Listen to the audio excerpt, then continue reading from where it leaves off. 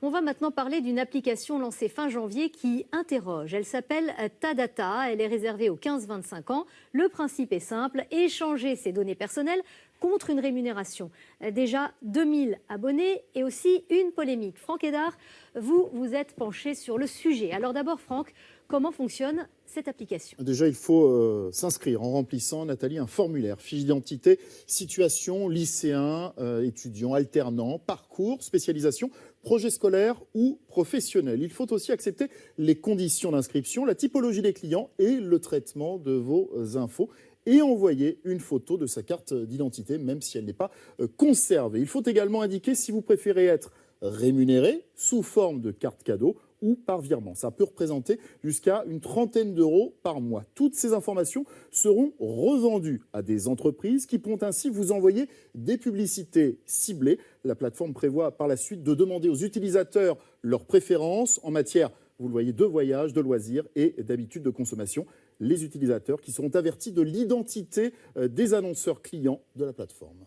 Alors Franck, est-ce que tout cela est légal? Ça interroge, en tout cas, vous le disiez, en milieu de semaine, l'association Internet Society France, qui milite pour la protection des internautes, a saisi la CNIL, Commission nationale de l'informatique et des libertés, faisant part de ses inquiétudes dans un courrier.